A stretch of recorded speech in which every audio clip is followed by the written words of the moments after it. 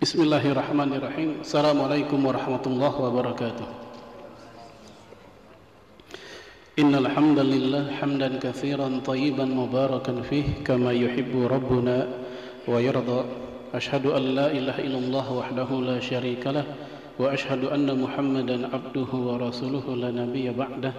Allahumma salli wa sallim ala nabiyyina Muhammad wa ala alihi wa sahbihi ajma'in. Waqala alaihi salatu wassalam kama jaa fi Sunan Ibn Majah, man kana lahu sa'atun wa lam yudhi fala yaqrabanna musallana. Amma ba'd, ma'asyiral muslimin wal muslimat, a'azanallahu wa iyyakum jami'an. Mungkin sebelum saya masuk ke materi, saya mengingatkan saja ini sudah tanggal ke berapa Pak Zulhijjah? 8 apa 7? Ini versi siapa dulu jadinya? Iya. Tapi jelas terlepas.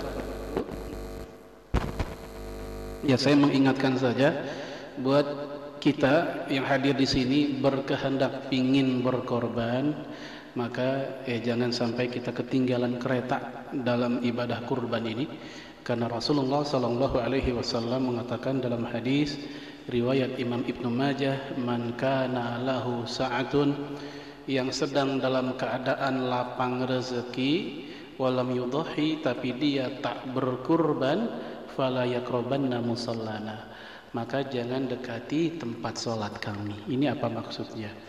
Imam As-San'ani mengomentari hadis ini, kata beliau, wa qad istadalla bihi ala wujubi tadhiyah. Sebagian ulama menjadikan hadis ini sebagai dalil berkorban itu wajib, bukan sekedar sunnah muakkadah. Bagi siapa? Yaitu liman kana lahu sa'atun, bagi orang yang dalam keadaan lapang rezekinya. Dan lapang rezeki itu apa standarnya? Standar lapang rezeki menurut mazhabnya Imam Malik, yaitu jika dia berkorban, kebutuhan dasar dia di hari raya plus hari tasyrik, total 4 hari tidak terganggu. Jadi kalau seandainya saya punya uang 2.500.000, lalu kemudian 2 juta rupiah saya beli kambing, masih ada 500.000 untuk makan tanggal 10 sampai 13 Zulhijjah, saya rasa cukup. Artinya untuk standarnya Imam Malik ini, maka orang yang punya uang 2,5 juta itu sudah cukup baginya disebut sa'atun, lapang rezeki. Adapun yang dimaksud fala yaqrabanna musallana, jangan dekati tempat salat kami. Musola di sini bukannya surau, bukannya langgar seperti istilah kita musola di sini. Musola adalah yaitu al-maudhi fi babi Madinah asy-syarqi, yaitu lapangan di sebelah timur kota Madinah, di pintu timur kota Madinah, yang biasa dipakai untuk sholat Id saat itu. Dan larangan untuk mendekati tempat sholat menurut kelompok yang mewajibkan, kata mereka, ya, lima naha an kurbanil musalla dalla annahu taraka wajib. Ketika Rasulullah mengatakan jangan dekati tempat sholat, itu tanda orang tersebut yang tidak berkorban, dia meninggalkan kewajiban. Kalau seandainya kurban hanya sunnah, tidak mungkin Rasul sampai sejengkel itu, sampai mengatakan jangan dekati tempat sholat kami. Sebab perbuatan sunnah jika tidak dilaksanakan tidak apa-apa, tidak berdosa. Tapi di sini Rasul sampai mengatakan jangan dekati tempat sholat kami. Kata Imam Abu Hanifah dan pengikutnya yang mengatakan wajib, itu dalil bahwa berkorban adalah wajib. Tapi 3 mazhab mengatakan berkorban adalah sunnah muakkadah, yaitu sunnah yang ditekankan. Bahkan Imam Ibnu Hazm dalam kitab Al-Muhalla'nya mengatakan bahwasanya lam yakil ahadan minas sahabati annahu wajib. Tidak ada satupun kutipan dari sahabat Nabi yang mengatakan bahwa kurban adalah kewajiban. Jadi bagi sahabat Nabi, kemudian bagi para tabi'in dan umumnya para ahli fikih, yang namanya kurban hukumnya sunnah muakkadah. Nah, terlepas dari itu, ada yang bilang wajib, ada yang bilang sunnah. Bagaimana sikap kita? Sikap kita adalah tetaplah berkorban. Supaya apa? Keluar dari perselisihan pendapat. Kalau seandainya ketemu ustadz yang bilang wajib, toh kita sudah berkorban. Artinya tidak ada celah buat mereka untuk mengkritik kita, karena kita sudah berkorban. Kalau ternyata ketemu ustadz yang bilang hanya sunnah muakkadah, ya alhamdulillah kita sudah menghidupkan sunnah tersebut. Jadi intinya dengan demikian kita tidak membentrokkan dua pendapat ini dengan cara tetap kita mengamalkannya. Baik, ya kita masuk ke hadis yang ketujuh. Saya mohon maaf, hadis ke-6 pun sebenarnya kemarin belum selesai karena ada satu bagian yang belum kita bahas secara spesifik, yaitu tentang syubhat. Kemarin kita bahas tentang halal, haram dan syubhat. Saya ingat bulan lalu terakhir yang kita bahas tentang perselisihan para ulama tentang beberapa perkara halal haram, seperti halal haramnya musik, nyanyian. Masih ingat Bapak Ibu yang hadir bulan itu? Kemudian kita membahas halal haramnya makan katak, halal haramnya tentang bom di dalam tubuh manusia. Kita naruh bom untuk nyerang musuh, menjadikan tubuh kita sebagai sarana. Yang orang bilang bom syahid, sebagian orang bilang bom bunuh diri. Ini perselisihan para ulama. Ya, namun yang syubhat sudah sedikit saya bahas ketika bulan lalu di bagian mukadimahnya. Nah, sekarang kita masuk hadis ke-7 yang ini pun kalau kita mau detil-detil banget, ini juga butuh beberapa kali pertemuan. Ya, saya ingat di Depok itu ada sebuah masjid membahas hadis ini sampai 5 atau 6 kali pertemuan. Padahal kita ketemu hanya sebulan sekali. Ya, oleh karena itu kita akan membahasnya secara umum atau global aja. Baik, langsung saja an Abi Ruqayyah dari Abu Ruqayyah. Ya, semoga Bapak Ibu masih ingat ini namanya ya laqab atau gelar ayahnya Ruqayyah, Abu Ruqayyah. Nama aslinya Tamim bin Aus ad-Dari, Tamim ibni Aus ad-Dari, Tamim bin Aus ad-Dari. Radhiyallahu anhu, semoga Allah meridhoinya, anna Nabiyya sallallahu alaihi wasallam qala, bahwasanya Rasulullah alaihi salatu wasallam bersabda, ad-dinun nasihah, agama adalah nasihat.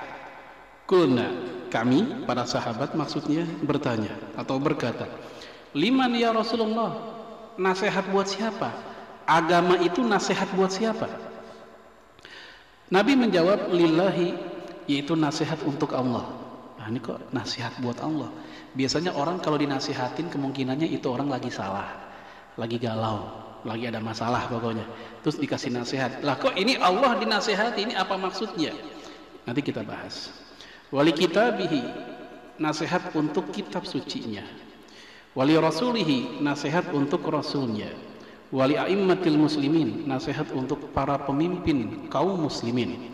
Pemimpin kaum muslimin kata Imam Nawawi ada dua, ada pemimpin agama yaitu para ulama, ada pemimpin negara yaitu para umara. Dan Allah berfirman, ya insyaallah Bapak Ibu sudah sering dengar ayatnya, ya ayyuhalladzina amanu atii'ullaha wa atii'ur rasul wa ulil amri minkum. Makna ulil amri, ya kata ahli tafsir generasi sahabat Nabi dan tabi'in seperti Ibnu Abbas, Ali bin Abi Thalib, kemudian Ikrimah, Abul Aliyah, mereka mengatakan ulil amri artinya ahluddin, ahlinya agama, orang yang ngerti agama. Ahlul fikih, ahli fikih. Kemudian wal ulama, dan ulama. Baik, ini makna ulil amri pada masa itu. Lalu kemudian ketika zaman juga sudah berubah, saat itu yang namanya Khulafaur Rasyidin, pemerintahan dipimpin oleh orang yang ngerti agama dan ngerti negara sekaligus, yaitu 4 sahabat Nabi. Tapi zaman-zaman selanjutnya kan nggak begitu, sehingga akhirnya terjadi pembelahan atau dikotomi, ulama ya ulama, umaro ya umaro. Sehingga para ulama tafsir selanjutnya pun memaknai ulil amri ada dua, yaitu pemimpin agama, para ulama, pemimpin negara, yaitu ulil amri atau umaro itu. Hal ini sesuai atau sejalan dengan hadis Sahih Bukhari yang berbunyi, man ata'a amiri faqad ata'ani. Barang siapa yang taat kepada amir yang aku tunjuk, maka dia telah taat kepadaku. Nah, di situ kita lihat ada dua model, ada Rasul di satu sisi, ada amir, pemimpin lain yang Nabi tunjuk. Ini ada dua. Oleh karena itu, ini dalil buat mereka yang mengatakan pemimpin dan pemimpin negara dan pemimpin agama itu berbeda. Ya, sehingga kemudian kita mengistilahkan dengan ada ulama dan umara. Baik. Lalu kemudian wa ammatihim, dan nasihat untuk ammatihim, orang kebanyakan, buat kita. Ya, ini hadis Sahih Muslim dan seterusnya. Ya, langsung saja, agama nasihat, ad-dinu nasihat. Apakah arti dari ad-din? Di terjemahan sehari-hari kita, ad-din sering disebut agama. Padahal agama sendiri bukan bahasa kita, tapi bahasa Sanskerta. tidak, gama kacau, tidak kacau. Nah, karena ini bahasa Arab, kita coba membahasnya menggunakan bahasa originalnya, bahasa Arab. Ad-din itu yang pertama bermakna as-sultah wal qahru, yaitu kekuasaan dan kekuatan. Nah, ini menunjukkan bahwasanya sebuah agama dikatakan agama jika di dalam konten-konten ajarannya terdapat pembahasan-pembahasan tentang kekuasaan dan kekuatan. Ya, kita ambil contoh. Di dalam Al-Quran sendiri, Allah berfirman dalam surat An-Nisa ayat 58 dan 59 tentang hubungan antara kita rakyat dengan para penguasa. Allah berfirman di situ, innallaha ya'murukum an tu'addul amanat ila ahliha wa idza hakamtum bainan nas an tahkumu bil adl. Allah memerintahkan kalian, jika kalian memberikan tugas atau amanah kepada orang, ila ahliha, berikanlah kepada orang yang punya kapasitas, yang pantas, yang cocok, yang punya ilmu. Kemudian wa idza hakamtum bainan nas, jika kalian menerapkan hukum di antara manusia, berhukumlah dengan adil. Nah, kira-kira Bapak Ibu sekalian, ini ayat berbicara untuk siapa? Untuk kita apa untuk pemimpin? Jika berhukum di tengah manusia, berhukumlah dengan cara yang adil. Buat siapa ini? Buat para pemimpin. Nah, ini ayat 58. Di ayat 59-nya ini buat kita sebagai rakyat, yaitu ayat yang berbunyi yang tadi kita baca, ya ayyuhalladzina amanu atiullaha wa atiur rasul wa ulil amri minkum. Ini harga yang pantas. Ketika pemimpin berbuat adil dan memberikan tugas amanah kepada orang yang pantas, maka wajar kalau rakyat pun mentaati mereka. Ini tugas kita. Kalau yang tadi tugas pemimpin kepada kita. Ini contoh dalam Al-Quran pun membicarakan tentang kepemimpinan atau kekuasaan. Dan Nabi pun mengatakan dalam hadis yang diriwayatkan oleh Imam Ahmad, kata Nabi, al-imam zillullah fil ardi. Pemimpin adalah naungan Allah di muka bumi. Bukan semata-mata naungan manusia, tapi ini perlindungan Allah di muka bumi adalah seorang pemimpin. Ini menunjukkan dua hal. Yang pertama, pemuliaan syariat Islam terhadap para pemimpin. Yang kedua, fungsi pemimpin menurut syariat Islam adalah sebagai pelindung. Oleh karena itu, ketika Imam Ahmad bin Hambal ditanya, jika engkau disodorkan dua opsi, ya dua opsi, anggaplah kayak capres begitu. Yang satu calon pemimpin, dia soleh, bagus agamanya, tapi sayang dia ya pengecut, orangnya lemah. Sementara yang satu agamanya kurang, ya suka maksiat misalnya, tapi orangnya pemberani, orangnya kuat. Ya, kira-kira di antara dua ini Anda milih yang mana? Ternyata Imam Ahmad bin Hambal menjawab. Bapak Ibu tahu jawabannya? Seandainya Bapak Ibu jadi Imam Ahmad bin Hambal, jawabannya yang mana? Apakah milih pemimpin yang soleh tapi lemah, atau pemimpin yang tidak soleh tapi pemberani? Yang mana kira-kira? Soleh tapi lemah, atau yang tidak soleh tapi pemberani dan kuat? Ternyata beliau rahimahullah memilih yang kedua. Ya, yang pertama, walaupun dia soleh tapi lemah, kesolehan dia bermanfaat buat dirinya, tapi kelemahan yang dia miliki membawa malapetaka buat negaranya. Ya, misal negara lagi diserang, bukan buru-buru ambil keputusan cepat, nyerang balik nih, umroh dulu, kan soleh dia, hancur tuh negara gitu. Dia pulang umroh udah bubar. Ya. Sementara ini yang kedua, oke, dia memang kurang soleh, dan ketidaksolehannya itu berdampak mudorot buat dirinya saja. Tapi kekuatan keberanian yang dia miliki mampu melindungi negara yang dibawahinya. Inilah yang mengkonfirmasi hadis tadi, al-imam zilullahu fil ard. Pemimpin itu merupakan naungan Allah di muka bumi. Ini ya ad-din, as-sultah wal qahr. Kemudian al-khudu, ini definisi yang kedua dari secara bahasa. Ad-din itu ketundukan terhadap kekuasaan. Falaula in kuntum ghairu madinin, maka mengapa jika kamu tidak dikuasai oleh Allah? Maksudnya dikuasai itu tunduk ya terhadap peraturan tersebut. Buat apa berbicara kekuasaan tapi tak ada satupun orang yang taat kepada penguasa itu? Ya. Lalu kemudian Bapak Ibu sekalian, azanallahu wa iyyakum jami'an. Ini lagi rame-ramenya nih tentang masalah lebaran ikut siapa? Gitu ya. Ikut ormas atau ikut pemerintah.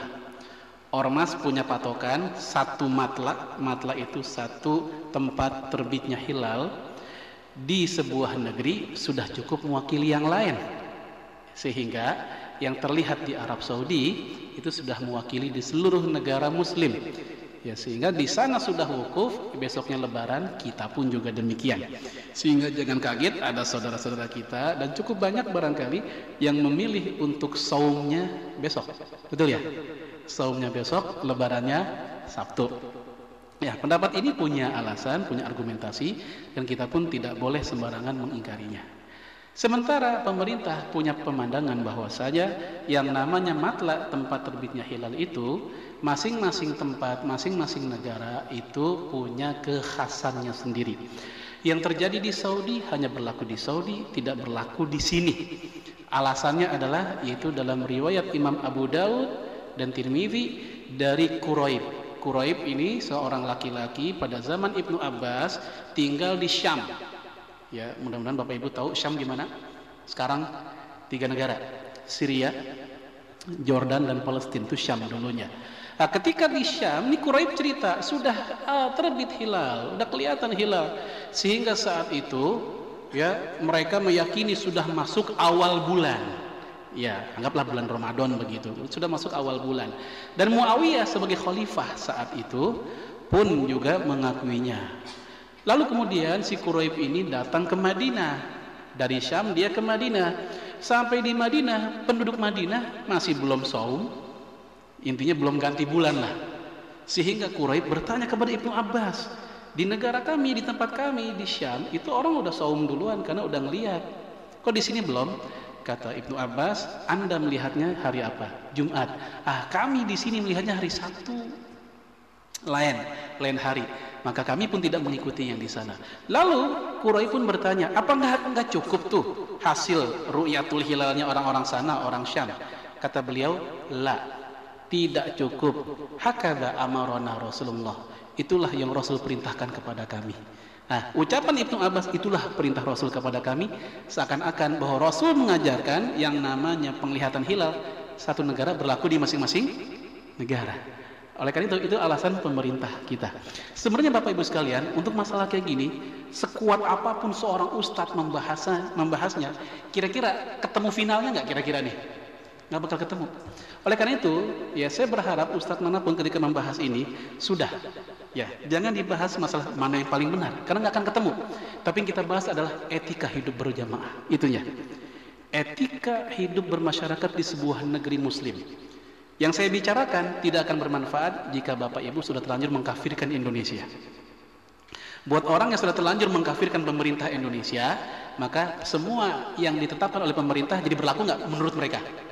Nggak berlaku. Bagi mereka sudah terlanjur mengkafirkan negara kita, sehingga apapun yang diperintahkan termasuk penentuan lebaran, bagi mereka nggak ada manfaatnya. Jadi yang saya bahas ini hanya untuk mereka-mereka yang masih mengakui pemerintah Indonesia masih muslim, terlepas dari sistemnya belum islami.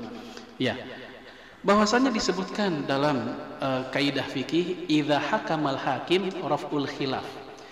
Jika sebuah perbedaan pendapat disodorkan kepada kepala negara, kepada pemimpin, lalu pemimpin memutuskan sesuatu, maka raf'ul khilaf, perbedaan pendapat harusnya hilang. Menurut Ormas A, besok lebaran. Ormas B bilang besoknya lagi lebaran. Ormas C bilang enggak, besoknya lagi. Sampai 3 tuh beda tuh. Lalu tiga-tiganya disodorkan ke hadapan pemimpin dengan tim yang mereka miliki, anggaplah Depak begitu. Lalu Depak pun memutuskan bahwa setelah kami kaji, yang benar adalah lebaran itu hari yang ini. Maka yang tadinya berbeda menurut kaidah tadi, idza hakamal hakim raf'ul khilaf. Jika sudah diputuskan, maka perbedaan pendapat harusnya lenyap, harusnya selesai. Dan etika hidup bermasyarakat di sebuah komunitas adalah, kalau pendapat kita enggak disetujui, harusnya gimana Pak? Ngalah atau ngambek? Ngalah atau ngambek? Ya, kita ngalah. Walaupun bisa jadi pendapat kita yang benar. Kalau kita ikuti pendapat pemimpin yang menurut kita salah, Dr. Syekh Abdullah Al-Muslim mengatakan kita tidak berdosa. Kenapa? Karena kesalahan dalam istihad pahalanya 1. Kalau benar pahalanya 2. Tidak ada dosa, tidak ada api neraka dalam perbedaan fikih yang masih diperdebatkan. Ya. Oleh karena itu, ini masalah etika hidup berjamaah. Karena saya sangat sedih aja melihat komentar non-muslim kepada orang Islam.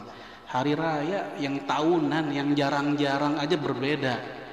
dan hari raya merupakan simbol utama sebuah agama, itu aja masih berbeda, apalagi yang derivat, yang rincian-rinciannya. Apakah begitu sulitnya orang Islam untuk sama sekali saja dalam setahun? Kalaupun angkellah Idul Fitri nggak bisa sama, kenapa Idul Adha masih begitu lagi? Baik, ini masalah etika. Baik, saya ambil contoh sederhana gini aja. Kalau Bapak Ibu rapat di sebuah majelis, RT ke, RW ke, DKM ke, misal kita lagi rapat nentuin ustadz penceramah khutbah Idul Adha besok misalnya. Yang satu bilang, saya pilih Ustadz Fulan deh buat khotib kita besok, karena dia kalau ceramah itu berisi. Yang satu protes, oh, jangan dia, ya walaupun berisi bikin ngantuk, nggak enak. Yang satu lagi bilang, saya pilih si Fulan, dia orangnya agak menyegarkan, berisi juga. Yang satu lagi bilang, saya pilih Ustadz Fulan, dan seterusnya. Tentunya pemimpin rapat akan memutuskan, nggak mungkin tiga-tiganya, bikin jamaah langsung bikin tiga, nggak mungkin. Pilih satu, tetap pilih satu. Ketika dipilih satu, yang milih lain gimana Pak? Apakah dia marah gara-gara nggak dipilih? Kan tidak. Oleh karena itu, ini lagi fatsun atau etika hidup bermasyarakat dan berjamaah. Ya, jadi bukan karena salah dan benar, tapi bagaimana kita mengelola perbedaan supaya ukhuwah Islamiyah tetap terjaga. Kemudian an-nizam, yakni tatanan kekuasaan tersebut. Umar bin Khattab mengatakan, la islama illa bil jamaah, wala jama'ata illa bil imarah, wala imarah illa bi ta'ah. Tidak ada Islam tanpa jamaah, dan tidak ada jamaah tanpa adanya pemimpin, dan tidak ada pemimpin tanpa adanya ketaatan. Ini menunjukkan bahwa Islam sangat menghargai keteraturan. Kemudian al-jaza, ya ini balasan, ya yaumuddin, hari pembalasan. Baik, ini definisi agama secara bahasa. Kemudian an-nasihah, ad-dinu nasihah, agama adalah nasihat. Nasihat diambil dari kata nasoha, yang artinya kholaso, membersihkan, memurnikan, mensucikan. Imam Abu Sulaiman Al-Khattabi mengatakan, innaha ma'khuzatun min nasahtul asla idza safaituhu minal syam'i. Diambil dari kata nasahtul asla, saya memurnikan madu. Idza safaituhu minal syam'i, yaitu ketika saya bersihkan dari lilin. Jadi membersihkan, itu nasihat. Kemudian makna nasihat yang kedua bermakna menjahit. Ya, an-nasihatu ma'khuzatun min nasahar rajul thawbahu idza khatahu. Diambil dari kata nasoha ar-rajul, laki-laki itu sedang menjahit thawbahu, pakaiannya, idza khatahu, ketika dia sedang mengkaitkannya. Jadi membersihkan dan menjahit. Jadi bisa kita simpulkan nasihat adalah upaya manusia membersihkan seseorang dari kesalahan dan mengkaitkan dia, mengikatkan dia pada kebenaran. Ini definisi nasihat secara syariat seperti itu.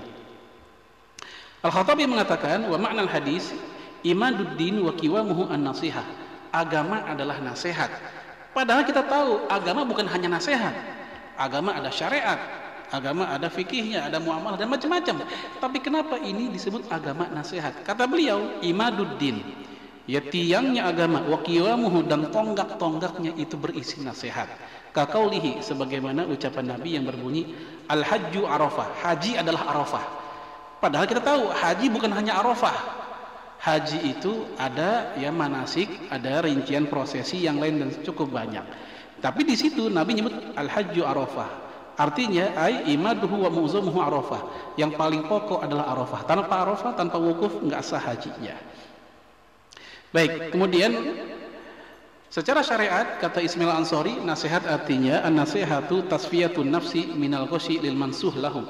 Pensucian jiwa dari kekotoran bagi yang dinasihati. Ini normatif, orang dinasihati supaya benar, supaya beres, supaya suci. Namun pada kenyataannya nggak selalu begitu. Mirip air hujan jatuh ke tanah. Air hujan jatuh ke tanah beragam respon tanah. Ada yang menyerapnya, ada yang banjir, ada yang longsor, ada yang subur. Orang dinasihati juga begitu. Ada yang diserap tapi nggak diapa-apain, hilang begitu aja. Ada yang longsor, dinasihati, dia malah semakin parah, membabi buta kesalahannya. Ada yang subur, dinasihati, dia bertobat setelah itu. Ya. Kemudian kami berkata, liman ya Rasulullah, nasihat itu untuk siapa? Nabi menjawab, untuk Allah. Ini yang tadi saya sebutkan, nasihat untuk Allah itu maksudnya gimana? Saya sudah coba komparasi beberapa penjelasan para ulama tentang nasihat buat Allah. Ternyata penjelasan yang paling lengkap, yang paling luas dan sering dikutip oleh ulama-ulama lain dan setelahnya, itu penjelasan dari Imam Nawawi sendiri. Ini dia penjelasannya. Kata beliau, qalu, ya para ulama mengatakan, amman nasihatu lillahi ta'ala fa ma'naha munsharifun ilal imani bihi. Yang dimaksud nasihat untuk Allah artinya adalah mensucikan keimanan ya kepada Allah. Bersih, suci dari pertama akidah yang menyimpang, bersih dari kesyirikan. Ketiga, bagus tawakalnya. Yang keempat, bagus husnuzon billahnya. Ya, perbaikan sangka kita kepada Allah juga bagus. Ini maksud dari munsharifun ilal imani bihi. Kemudian wa nafi syarik anhu, dan kita pun meniadakan sekutu baginya. Ya, saya ambil contoh gini, kalau ada orang, alhamdulillah sejak saya punya cincin ini dagangan saya semakin lancar. Ini lagi musim cincin nih, di mana-mana tukang gosok lagi banyak nih. Ya. Ini ada syarik. Apa syarik? Partisipan lain selain Allah. Di satu sisi dia pakai alhamdulillah, alhamdulillah, berarti masih mengakui ada Allah, ada peran Allah situ. Tapi dia menambahkan gara-gara cincin ini. Nah, itu dia maksud saya. Jadi ada peran lain, ada asyarik anhu, adanya peserta lain dalam memberikan rezeki kepada dia. Ya. Contoh lain adalah, mohon maaf, kadang kita terjebak pada syirik lafziyah, syirik lafaz, syirik ungkapan. Itu masjid kalau nggak ada saya, nah gitu. Kalau nggak ada saya, ini setan aku istilahnya. Dia sebagai orang yang mengaku-ngaku gitu ya. Itu masjid kalau nggak ada saya, itu musola kalau nggak ada saya, dan seterusnya. Kayak begini, dia telah secara dia tidak sadari menjadikan dirinya sebagai asyarik tadi. Ya, lalu kemudian wa tarkil ilhad fi sifatihi wa wasfihi bi sifatil kamal wa jalali kulliha. Dan seorang muslim hendaknya dia, nasihat buat Allah tadi artinya menghilangkan, meninggalkan keateisan, pengingkaran dalam sifat-sifat Allah. Misal saya ambil contoh, Allah di antara Asmaul Husnanya itu ada Al-Mutakabbir, Allah maha sombong. Lah, kita mendefinisikan sombong kan negatif. Masa Allah punya sifat yang negatif? Ini sifat Allah tapi diturunkan ke derajat manusia. Akhirnya ya negatif. Kalau manusia sombong negatif, manusia itu lemah. Kalau Allah dengan kemahabesarannya, kemahakekuasaannya, Al-Mutakabbir, wajar. Ini yang saya maksud, menurunkan derajat Allah ke derajat sifatnya manusia. Menurut Imam Al-Kisani, kekafiran itu ada 4 klasemen. Ya, semoga ini bisa gampang dihafalkan. Yang pertama, ini yang nomor 1 kekafirannya, kata Imam Al-Kisani, sinfun minhum yunkiruna as-sani, kelompok yang mengingkari, ateis, adanya as-sani, pencipta. Ya, siapakah mereka? Ad-dahriyah wal mulhidah. Ini kelompok ini ateis. Yang kedua, sinfun minhum yukiruna as-sani, mengakui pencipta itu ada. Jadi dia ngaku, dia percaya ya Tuhan itu ada. Tetapi yungkiruna biwahdaniyatihi, tapi mereka tidak percaya dengan keesaannya. Jadi bukan monoteis tapi politeis, banyak Tuhan, banyak dewa. Ya, di Mesir ada dewa Ra, dewa matahari. Indonesia ada dewa apa tahu? Dewi Sri, apa di Sri itu? Dewi Padi ya. Bahkan lebih banyak lagi, ada dewa 19 kalau di kita ya. Tapi ini politeis. Terus yang ketiga yaitu sinfun minhum yukiruna as-sani, kelompok yang mengakui pencipta itu ada. Walakin ya yungkiruna bi risalati ra'san, tetapi mereka tidak mempercayai kenabian secara umum. Bagi mereka rasul dan nabi itu bukan rajulul mustafa, bukan laki-laki pilihan Allah yang Allah turunkan wahyu kepadanya dan seterusnya. Bagi mereka seorang nabi adalah karena dia orang soleh, dia orang berilmu, sehingga dia jadi seorang nabi. Sehingga dengan definisi kayak gini, siapapun yang juga bisa jadi nabi akhirnya. Ini kelompok siapa ini? Al-falasifah, ahli filsafat. Ya, sebagian besar ahli filsafat pada masa terdahulu menganggap kenabian bukan dari Allah, tapi memang itu orang-orang baik, begitu orang bagus. Yang keempat, kekafiran nomor 4 adalah yaitu yukiruna as-sani, mengakui Allah itu ada, wa yukiruna biwahdaniyatihi, mengakui keesaannya, wa yukiruna bi risalati ra'san, mengakui kenabian secara umum, walakin yungkiruna bi risalati nabiyina Muhammad alaihi salatu wassalam, tapi spesial buat Nabi Muhammad dia tidak percaya. Siapakah kelompok ini? Yaitu ahlul kitab, Yahudi dan Nasrani. Jadi inilah sebabnya kenapa di dalam fikih muamalah terhadap ahli kitab Yahudi Nasrani, para ulama kita masih lebih kendor dibanding kepada 3 sebelumnya, sehingga dibolehkanlah nikah seorang laki-laki dengan non muslimah, muslim dengan non muslimah. atau memakan hasil sembelihan dari ahli kitab. Ya, karena emang mereka di dalam ya pergaulan dengan kitab juga dibedakan. Walaupun seluruhnya 4 ini sama klasternya, di akhirat nanti sama tetap. Ya, di dunia mereka dibedakan, tapi di akhirat sama saja. Dari mana kita tahu? Dalam surat Al-Bayyinah, lam yakunil ladzina kafaru min ahlil kitabi wal musyrikina. Tetap disambung, mau ahli kitab kayak mau musyrikin sama semuanya, tidak dibedakan. Ya. Lalu kemudian wa tanzih ya subhanahu wa ta'ala min jami'in naqais. Dan hendaknya seorang muslim juga menghilangkan, membersihkan ya sifat-sifat Allah dari kekurangan atau aib. Saya ambil contoh ya, belum lama ya, mungkin 3 pekan lalu saya dapat WhatsApp begitu, ada orang bertanya ya, dia aktif di sebuah aktivitas baca Quran sehari sejuz, apa namanya, Odoj ya. Nah, dia nanya, Pak, ini ada orang aktif di Odoj ngomong kayak begini, hari ini saya lagi males baca Quran. Mungkin bisa jadi Allah pun malas ngasih rahmat kepada saya.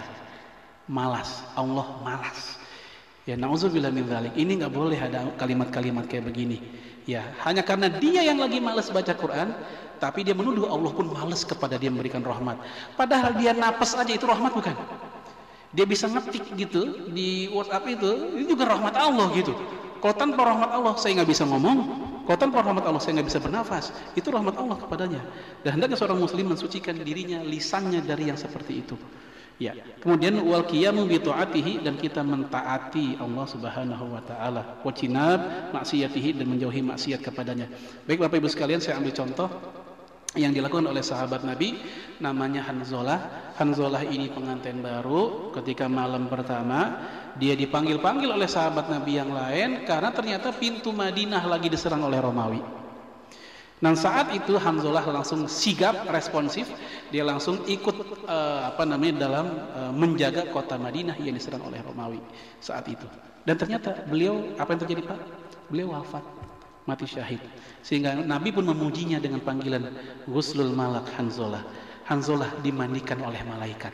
Karena beliau ketika jihad dalam keadaan masih junub, belum sempat mandi wajib setelah malam pertama bersama istrinya. Jadi kalau bapak-bapak pengen dimandiin malaikat, gitu aja caranya. Ya. Baik. Nah, ini kalau kita tarik ke zaman sekarang, kira-kira ada nggak ya pengantin baru begitu? Ya, ketika malam pertama dipanggil untuk pergi jihad. Mungkin dia udah jawab, bilang sama komandan, lagi cuti gitu. Ya. Baik, kasus yang kedua Bapak Ibu sekalian, ini agak mirip dengan ini, yaitu Abdullah bin Salim. Dan sebagian sejarawan seperti Ibnu Hisham mengatakan peristiwa Hanzalah dengan Abdullah bin Salam ini itu dalam satu peristiwa di zaman yang sama, di momen yang sama, itu ketika Madinah diserang Romawi. Bedanya apa?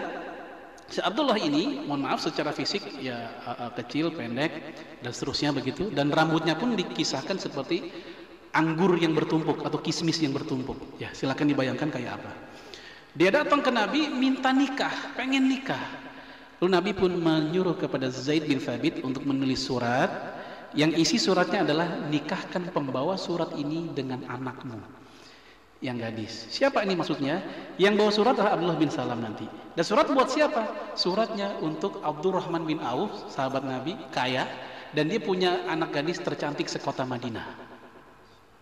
Ketika Abdullah bin Salim ngasih suratnya, dibaca isi suratnya, nikahkan pembawa surat ini dengan anakmu. Kan kaget dia. Iya. Dan saya juga nggak jamin kalau orang tua sekarang langsung menerima, pasti mikir juga nih kok kayak begini begitu. Lalu kemudian dilipat lagi itu surat, dibalikin lagi, minta dipulangin. Ya, karena dia belum percaya. Lalu kemudian pada saat itu ya distempel oleh Rasulullah. Jadi budaya stempel udah ada, yaitu dengan cincin Muhammad Rasulullah. Ya, kemudian stempel cincin ini dipakai oleh ISIS sekarang.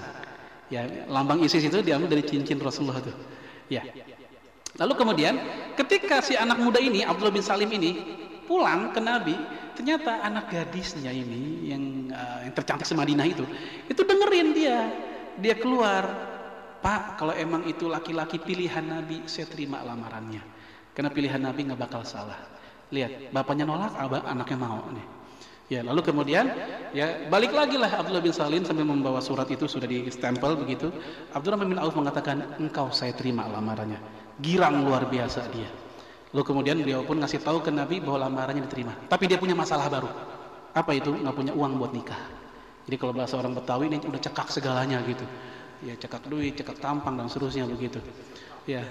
Lalu kemudian para sahabat pun memberikan bantuan, patungan lah, saweran buat beliau. Untuk apa? Untuk memberikan persiapan pernikahan ke pasar. Ternyata ketika di pasar datanglah utusan Nabi, mirip kayak Hanzalah tadi, untuk menjaga pintu Madinah. Sehingga itu uang yang tadinya persiapan untuk pernikahan nggak jadi. Dia beli tombak, dia beli kuda atau unta untuk peralatan tempur.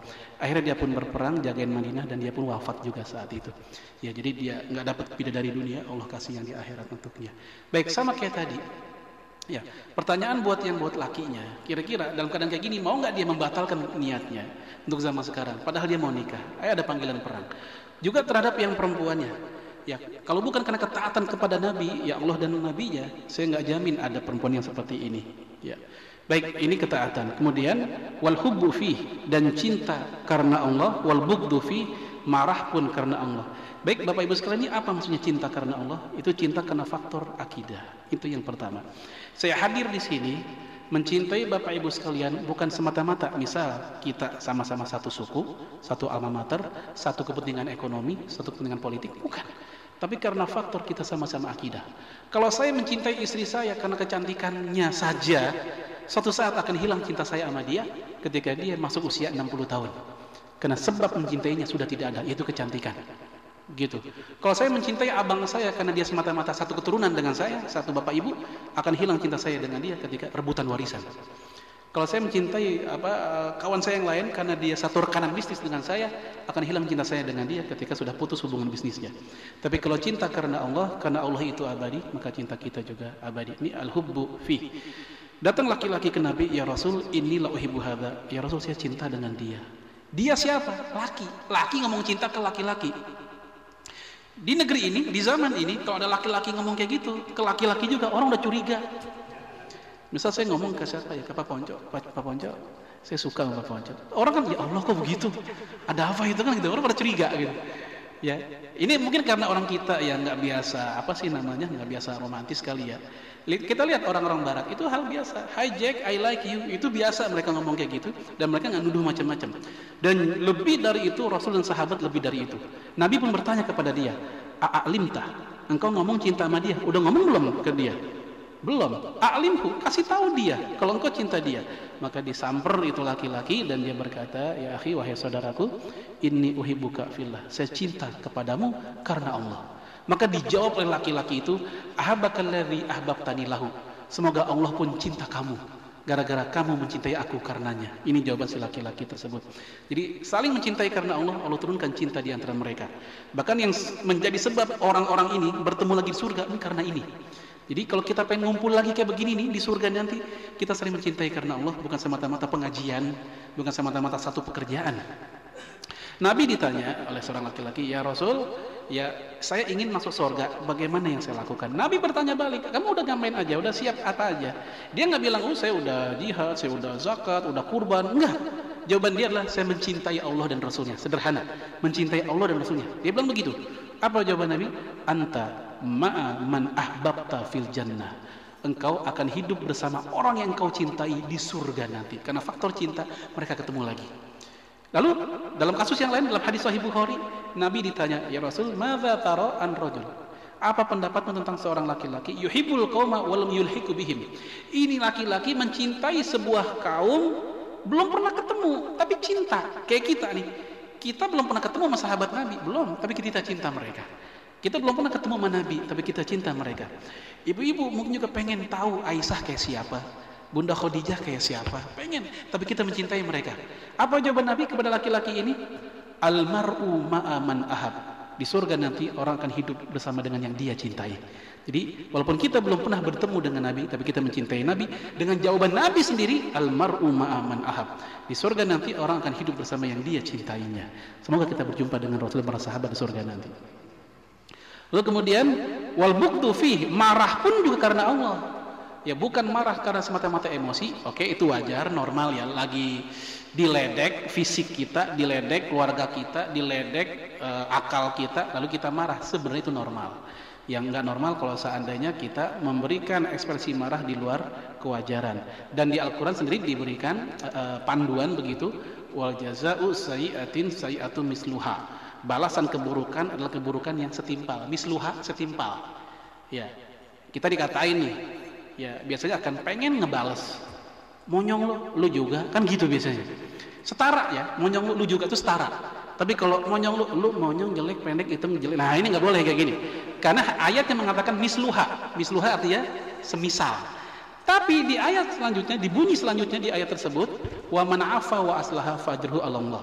Barang siapa yang memaafkan dan berdamai itu lebih baik, dapat pahala dari Allah. Nah, sekarang kita milih mana? Milih yang adu penalti tadi, ya, pas-pasan saja, atau yang milih lebih baik. Nah, itu wajar. Tapi yang diajarkan dalam hadis ini adalah bugdu fih, marah karena faktor Allah. Maksudnya apa? Agama dihina, itu cercah keimanan. Rasul dihina, kita marah. Al-Quran dihina, kita marah. Justru nggak jadi unik dan aneh ketika ada seorang ngaku muslim, ngaku beriman, dia diam saja ketika Islam dikata-katain, dia diam saja ketika Rasul dikata-katain. Baik, ya ini kayaknya waktunya nggak cukup. Nanti di copy aja deh ya. Ya, kita ambil 2 kalimat saja lagi. Wa mualah man ata'ah wa mu'adah man asah. Dan kita loyalitas, ya, setia kepada orang yang taat kepadanya, dan kita pun menampakkan ketidaksukaan kepada orang yang maksiat kepadanya.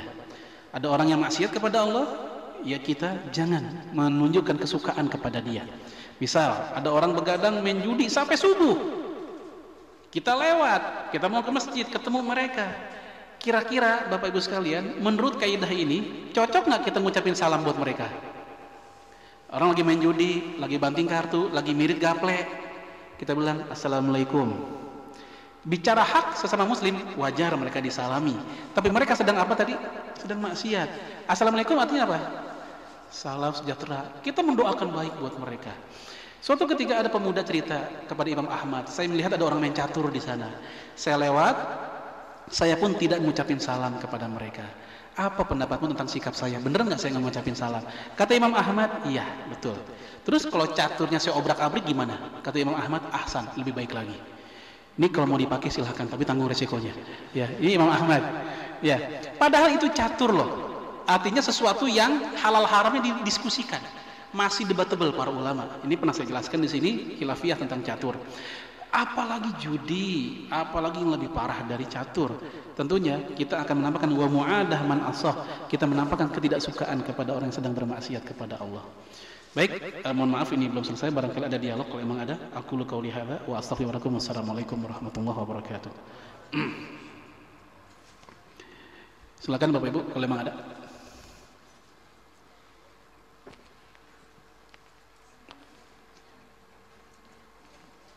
Ya, silakan. Waalaikumsalam warahmatullahi wabarakatuh. Terkait barang siapa yang mampu berkorban lalu dia tidak berkorban, maka jangan mendekati sholat dulu. Ini korelasinya dengan ada sebuah riwayat ini yang mengatakan bahwa pernah suatu ketika Rasulullah tidak berkorban, yang menjadikan dalil bahwa ini tidak menjadi kewajiban, karena suatu ketika pernah Rasulullah pun tidak berkorban. Apakah riwayat ini benar adanya? Rasulullah pernah suatu ketika menyengaja tidak berkorban, apakah seperti apa? Ya, jazakallahu khairan.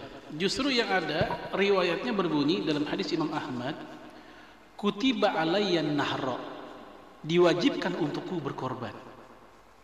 Kalau diwajibkan berarti mungkin nggak ditinggalin sama Nabi? Nggak mungkin kan? Kalau diwajibkan pasti Nabi melakukan terus. Walam yuktab alaikum, tapi buat kalian tidak wajib. Ini hadis Imam Ahmad. Tapi menurut para ulama hadis setelah diteliti ini hadis dhaif atau lemah. Ya, terlepas dari itu, ya pembahasan wajib atau tidak wajibnya kurban bukan semata-mata Rasul pernah meninggalkan. Tapi karena memang mereka berbeda dalam memahami hadis-hadis tentang masalah ini. Ya, yang jelas Nabi ngomong kayak begini. Idza dakhalatil asyru, jika masuk 10 hari Zulhijjah, wa arada ahadukum ayudhiya, dan kalian pengen berkorban, fala yamassa min sya'rihi wa basyarihi syai'a, maka jangan nyukur rambut dan motong kuku sedikit pun. Lihat hadis itu. Wa arada ahadukum ayyudhiya, dan jika kalian berkehendak kurban. Jika berkehendak. Berarti kurban dikaitkan dengan kehendak orangnya. Kalau memang itu wajib, pasti Nabi nggak usah pakai jika mau berkorban, langsung aja suruh kurban. Ternyata Rasul mengatakan jika pengen kurban. Sehingga kata Imam Syafi'i, al-iradah tadullu annahu ghairu wajib. Kalimat jika berkehendak tadi ya menunjukkan bahwa dia bukan kewajiban. Wallahu a'lam bishawab. Ya, gimana Pak? Waalaikumsalam warahmatullahi wabarakatuh.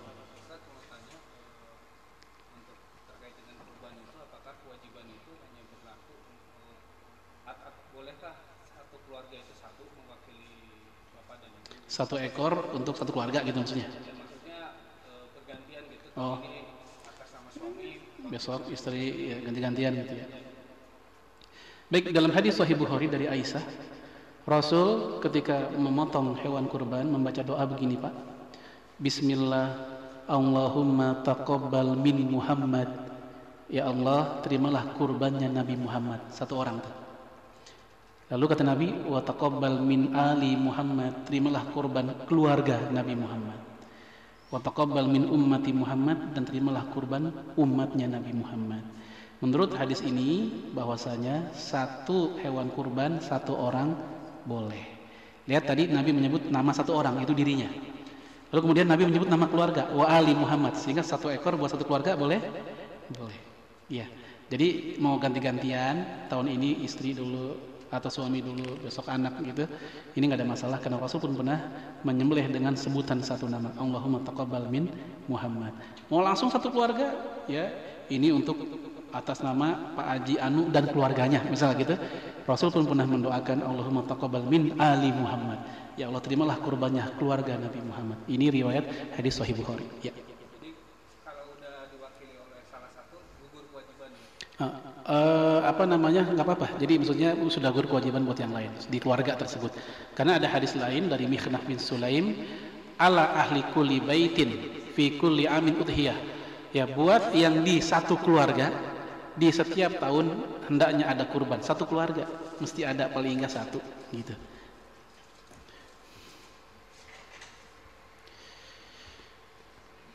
Baik, masih ada lagi yang ingin ditanyakan? Cukup. Ya. Kita akhiri baca hamdalah dan kafaratul majlis. Subhanallahumma wa bihamdika asyhadu an la ilaha illa anta astaghfiruka wa atubu